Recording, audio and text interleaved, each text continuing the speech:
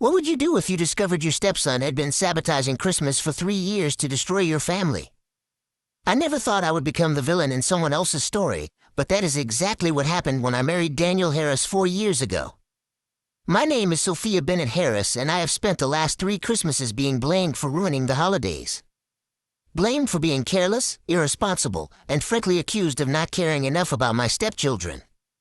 The whispers at family gatherings, the pointed looks from my mother-in-law, the heavy sighs from my husband when yet another present ended up broken or destroyed. I took it all because I loved Daniel and I wanted to make our blended family work. But this year, everything changed when I finally discovered the truth. Let me back up and explain how I ended up in this situation. I met Daniel 5 years ago at a coffee shop where we both reached for the last blueberry muffin. It sounds like a romantic comedy setup, and honestly those first few months felt like one. Daniel was a divorced father of 3 kids, Grayson, who was 10 at the time, Mia, who was 7, and Lucas, who was 5. His ex-wife Natalie Turner had left him 2 years prior for a personal trainer, and the divorce had been bitter and messy. Daniel got primary custody because Natalie wanted to focus on her new relationship and travel the world, showing up for the kids only when it was convenient for her. I fell hard for Daniel and his kids. Mia was shy but sweet, always drawing me pictures and asking me to help her pick out clothes. Lucas was a bundle of energy who loved dinosaurs and would talk my ear off about velociraptors for hours. And Grayson, well, Grayson was polite but distant.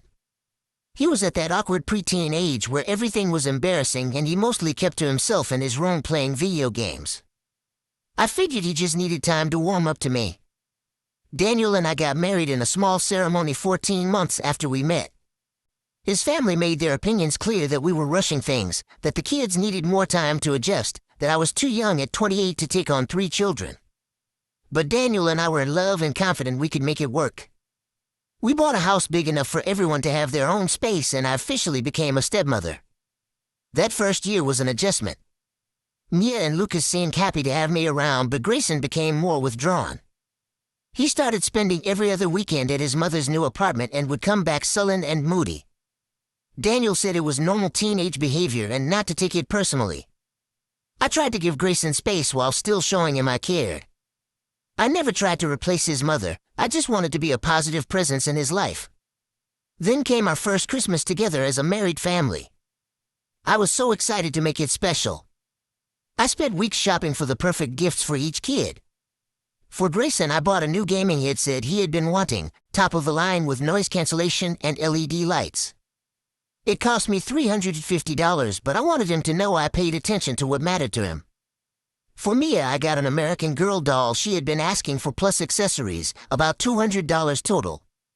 For Lucas, I bought a massive dinosaur playset with realistic figures and a volcano that actually erupted, another $250. Christmas morning arrived and the kids tore into their presents with excitement. Even Grayson seemed happy with his headset, actually giving me a small smile and thanking me. I felt like maybe we were finally turning a corner.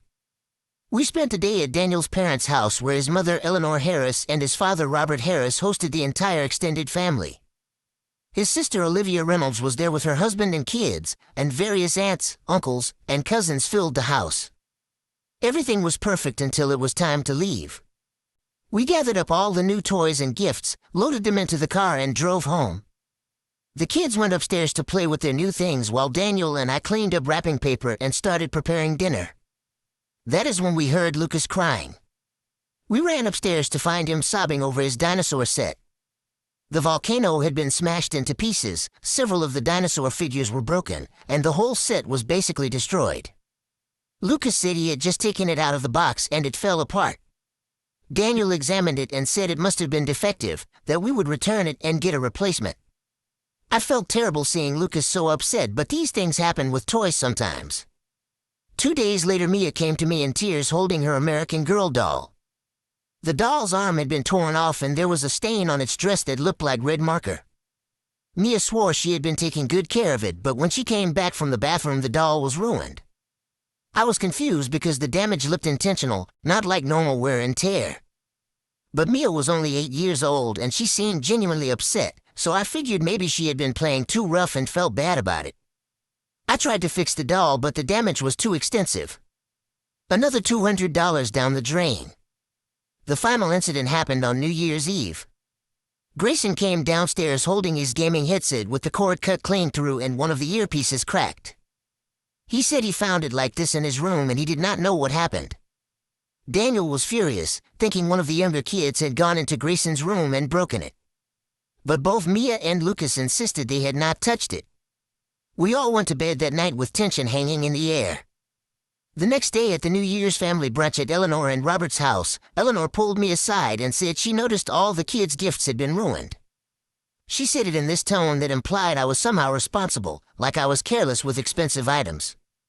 I tried to explain that the items had broken or been damaged through various accidents, but I could tell she did not believe me. The seed of doubt about my competence as a stepmother had been planted.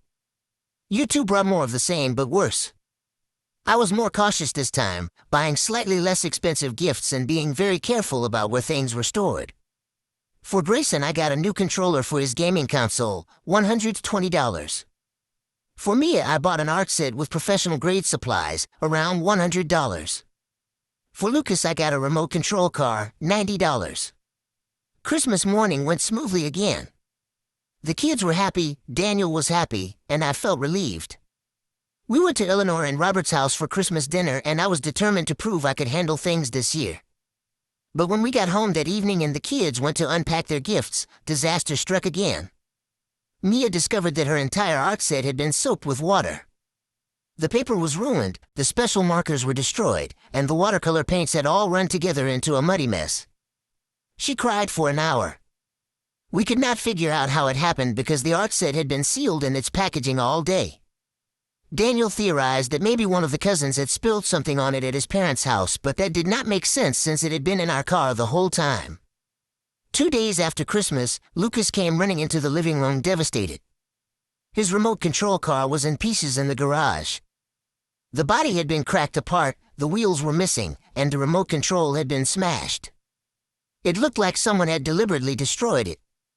Daniel checked the garage security, but the camera had mysteriously stopped working the day before. Just our luck.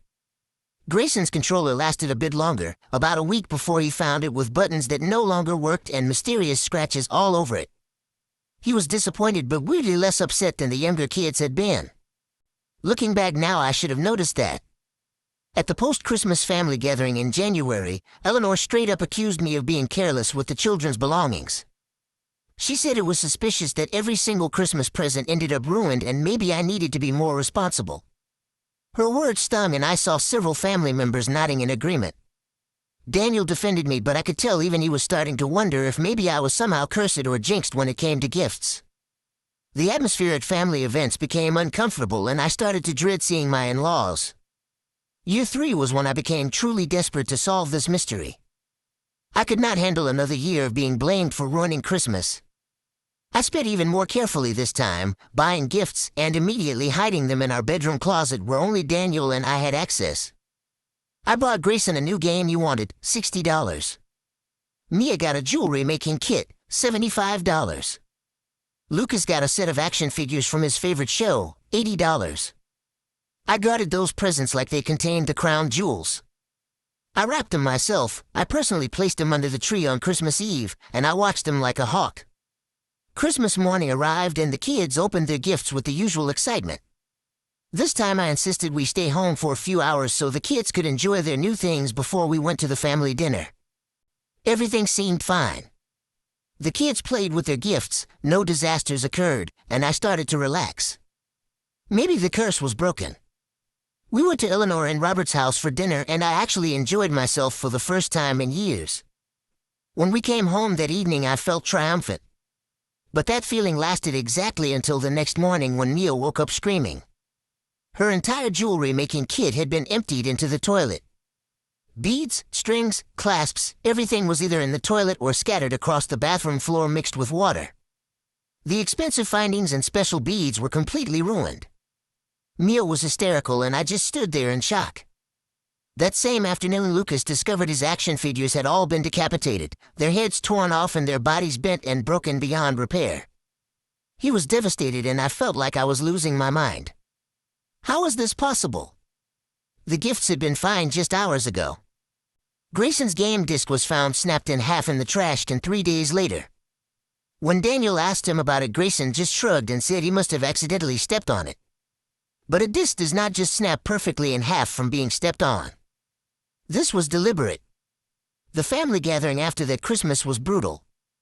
Eleanor did not even try to hide her contempt. She announced in front of everyone that maybe I should not be in charge of Christmas gifts anymore since I clearly could not be trusted to keep them safe. Olivia chimed in saying it was weird how only my gifts got destroyed and never the ones from other family members. The implication was clear. Somehow this was my fault. I went home that night and cried in the bathroom for an hour. Daniel tried to comfort me, but I could see the doubt in his eyes too. He did not say it out loud, but I knew he was wondering what I was doing wrong. The worst part was I could not figure it out either. I was so careful, so vigilant, and yet every single year the same thing happened. That night, lying in bed unable to sleep, something clicked in my mind. I started thinking about the pattern. The gifts were always fine on Christmas Day. The destruction always happened after we returned from Daniel's parents' house. And it always happened when I was not directly supervising the items. The younger kids were always genuinely upset when their things were ruined, but Grayson was always calm, almost eerily calm. I thought back to every incident. The way Grayson had found his headset already broken. The way he discovered his controller damaged. How he just shrugged off his Snap game disc. And then I remembered something else. Every time something was destroyed, Grayson had been the one home. The younger kids had alibis. They were with me or Daniel or at a friend's house. But Grayson was always around. The suspicion felt terrible. This was my stepson, a kid I had known since he was 10 years old. I did not want to believe he would deliberately sabotage his siblings' Christmas presents and let me take the blame. But the more I thought about it, the more the pieces fit together. Grayson resented the new family structure. He had been distant since day one. And every Christmas the tension in the house increased, causing stress between me and Daniel and making everyone miserable. I decided I needed proof before I accused anyone of anything. So this year, our fourth Christmas together, I took action. In early November, I installed hidden security cameras throughout the house. Small discrete cameras in the living room, the hallway upstairs, and most importantly in each kid's bedroom. I told Daniel I wanted them for general home security after a few break-ins in the neighborhood. He agreed without suspicion. I also decided to do something different with the gifts this year. I bought them as usual, spending about $200 per child again. But this time I attached tiny tracking tags to each item, the kind people use to find lost keys. I hid them carefully inside the packaging where they would not be noticed. If something went missing or ended up somewhere it should not be, I would be able to track it. Christmas arrived and I was running on pure anxiety and determination. The kids opened their presents, everything seemed perfect, and we headed to Eleanor and Robert's house for the traditional dinner. This year Eleanor made several pointed comments about hoping the gifts would actually last more than a few days. I smiled tightly and said nothing. We came home that evening around 9 o'clock. The younger kids retired and went straight to bed with their new gifts safely in their rooms. Grayson stayed up a bit longer, playing on his phone in the living room before heading upstairs around 10:30. Daniel and I cleaned up and went to bed around 11. I could not sleep. I kept thinking about those cameras and what they might capture. Around 1 in the morning I got up and went to check the security camera app on my phone. I sat in the bathroom with the door locked, my heart pounding as I scrolled through the footage. What I saw made my blood run cold. At 11:45, Grayson had crept out of his room. The night vision camera caught him clearly as he snuck into Lucas's room. He stood over his sleeping brother for a moment before grabbing the new toy robot Lucas had gotten. Grayson took it into the hallway, and the camera there showed him methodically pulling the robot apart, breaking off the arms and legs and crushing the head with his bare hands. He then snuck downstairs, threw the pieces in the outside trash bin, and crept back upstairs.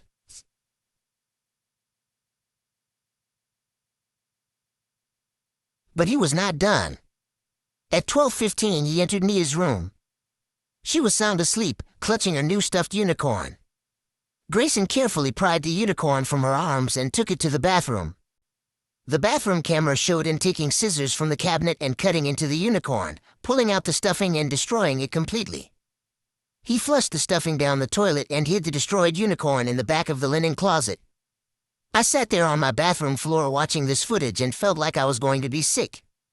This was premeditated, calculated destruction. This was my 14-year-old stepson deliberately ruining his siblings' Christmas, and he had been doing it for years. But why? And how had he gotten away with it for so long? I kept watching. At 1:30 in the morning, Grayson did something that confused me. He went back to his room and picked up his own gift, a new gaming keyboard I had spent $150 on. He took it to his desk, pulled out a screwdriver, and carefully damaged the USB connector. He made it look like an accident, like the port had just failed. Then he placed the keyboard back in its box and got into bed. He was sabotaging his own gifts too, creating the illusion that everything was just bad luck or defective products, making it seem like I was the common denominator, the one who somehow picked bad gifts or did not protect them properly. It was brilliant in a sick, twisted way. I could not confront him right then, not at 2 in the morning with no plan.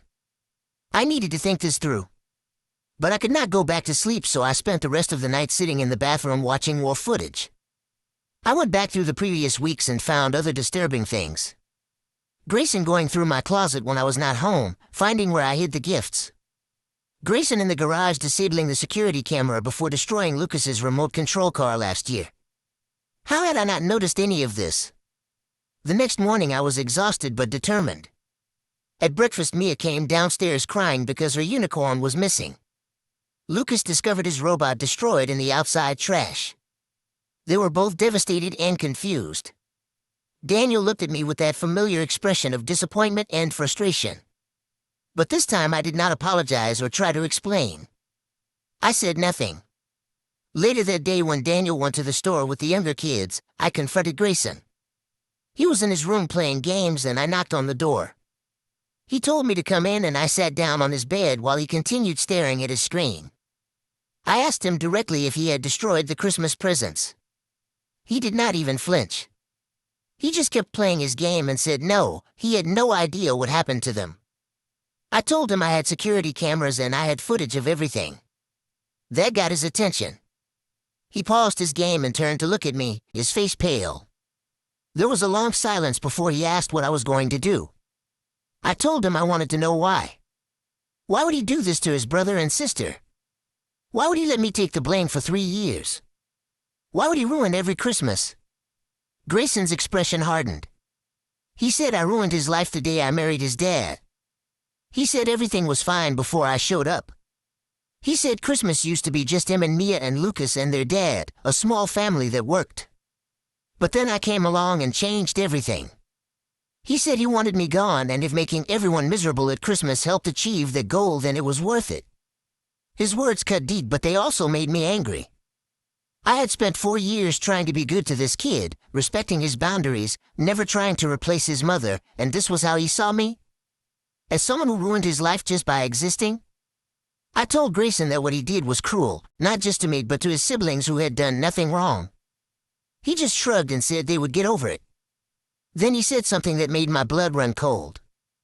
He said his mom told him I would eventually give up and leave if things got hard enough.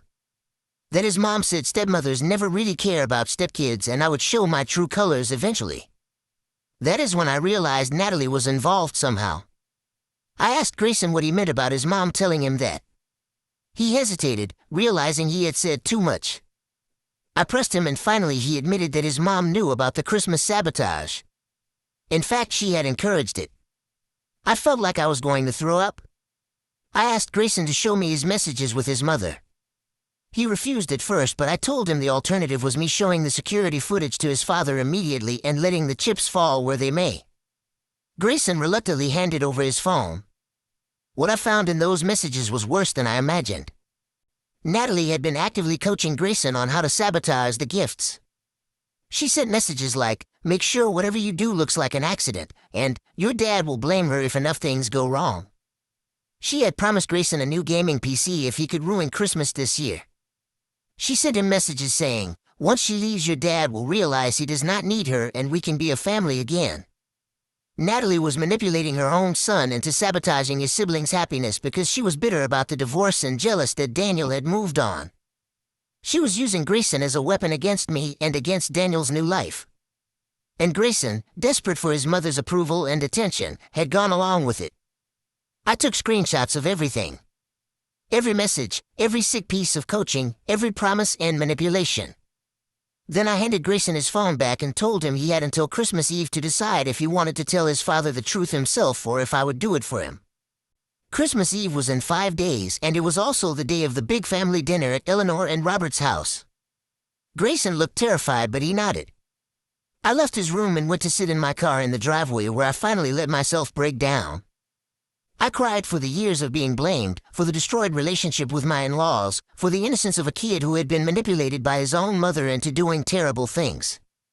It was all such a mess. Over the next few days, the tension in the house was unbearable. Grayson avoided me completely. Daniel could tell something was wrong, but I told him we needed to talk after Christmas Eve. He was confused but trusted me enough to wait.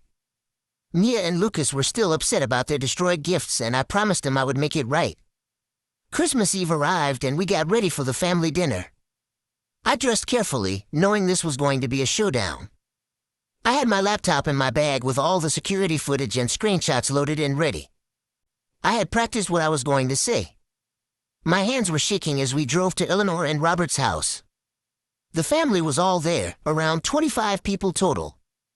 Eleanor greeted us at the door with her usual tight smile for me. Olivia was already making comments about hoping this year's gift survived. I smiled and said nothing, just helped set the table and waited for the right moment. Dinner was tense. Eleanor kept making passive-aggressive comments about responsibility and taking care of nice things. At one point she said directly to me that some people just were not cut out for managing a household with children. Daniel started to defend me, but I put my hand on his arm and told him it was okay. I said I actually had something I wanted to share with everyone. The room got quiet. I pulled out my laptop and set it up on the coffee table where everyone could see the screen. Eleanor asked what I was doing, and I said I wanted to clear up some confusion about the Christmas presents that had been destroyed over the years. I started playing the security footage from this year. The room was dead silent as everyone watched Grayson sneak into his siblings' rooms and methodically destroy their gifts. I showed them him cutting up the unicorn, breaking the robot, sabotaging his own keyboard. Some people gasped, others looked horrified. Daniel's face went white. When the footage ended, I pulled up the screenshots of the text messages between Grayson and Natalie. I read some of them out loud, making sure everyone heard how Natalie had coached her son into sabotaging Christmas, how she had bribed him, how she had filled his head with ideas about breaking up our family. Eleanor looked like she might faint. Robert was red with anger. Olivia had her hand over her mouth. And Daniel looked absolutely gutted. He turned to look at Grayson, who was sitting frozen in his chair, tears streaming down his face. I explained calmly that this had been happening for 3 years. That I had been blamed and shamed and made to feel incompetent when in reality I had been the victim of a deliberate campaign of sabotage orchestrated by a bitter ex-wife using her teenage son. I said I had taken the blame silently because I loved this family and wanted to make it work, but I would not be a scapegoat anymore. Eleanor started to speak, but I cut her off. I told her that every snide comment, every accusation, every look of disappointment had hurt me deeply. I told her that I had tried my best to be a good stepmother and that I deserved an apology from everyone who had judged me unfairly. Then I turned to Grayson. He was crying openly now, looking terrified and ashamed. I told him that while I understood he had been manipulated by his mother, he was also old enough to know right from wrong. He had made choices that hurt his siblings and destroyed years of potential trust between us. I said I did not know if we could come back from this, but that he owed everyone in this room an explanation. Daniel finally found his voice. He asked Grayson if all of this was true. Grayson nodded, unable to speak. Daniel asked him why he would do something like this, and Grayson broke down completely, sobbing that he just wanted his mom to be proud of him, that he thought if I left everything would go back to normal. The room erupted in conversation. People were angry, shocked, disappointed. Eleanor was crying, apologizing to me over and over. Olivia looked furious at Natalie for manipulating a child this way. Robert was on the phone with someone. I later found out he was calling the family lawyer to discuss custody modifications. Daniel took Grayson outside to talk privately. They were gone for over an hour while the rest of the family processed what had just happened. When they came back inside, Daniel's eyes were red from crying. He told everyone that we were leaving and that we had a lot to work through as a family. The drive home was silent except for Grayson's occasional sniffles from the back seat. When we got home, Daniel sent the younger kids to their rooms and asked me and Grayson to sit down in the living room. What followed was the most honest conversation we had ever had as a family. Daniel told Grayson he was heartbroken and angry about what had happened. He said there was no excuse for deliberately hurting his siblings and sabotaging the family. But he also acknowledged that he had failed to see how much Grayson was struggling with the divorce and the remarriage. He admitted he should have gotten Grayson into therapy years ago and that he had been too focused on keeping everyone happy to notice one of his kids was in serious pain. Then Daniel turned to me and apologized. He said he should have trusted me from the beginning, that he should have questioned why every single gift was mysteriously destroyed, that he should have stood up for me more firmly with his family. He said he was sorry for letting me carry that burden alone for 3 years. I accepted his apology, but I also told him we had serious decisions to make. I said I could not continue in this marriage if Grayson's behavior was going to be enabled or excused. I said Natalie needed to face consequences for what she had done and that the custody arrangement needed to be reevaluated immediately. I said Grayson needed therapy, serious intensive therapy, and that there needed to be real consequences for his actions. Daniel agreed to all of it. That night he called his lawyer and sent over all the evidence of Natalie's manipulation. The lawyer said it was serious enough to petition for a modification of custody. The text messages showed Natalie was actively working to undermine Daniel's household and manipulate their child into destructive behavior. Combined with her general absence from the kids' lives, there was a strong case for reducing her custody time significantly. We also scheduled an emergency appointment with a family therapist who specialized in blended families and divorce adjustment. Grayson started seeing her twice a week. As for consequences, Daniel and I agreed that Grayson would spend the rest of the school year without any gaming privileges. His console, his computer, everything was removed from his room. He would also be responsible for doing extra chores to earn money to replace the gifts he destroyed for his siblings. Additionally, Grayson had to write apology letters to Mia and Lucas explaining what he had done and why. He had to read them out loud to his siblings and answer their questions. It was painful to watch but necessary. Mia was hurt and confused, Lucas was angry. But they both deserved the truth and they deserved to hear their brother take responsibility. The hardest part was Grayson writing an apology letter to me. When he gave it to me, I almost did not want to read it. I was so angry and hurt. But I did read it, and what I found was a kid who was genuinely sorry but also genuinely confused about how things had gotten so bad.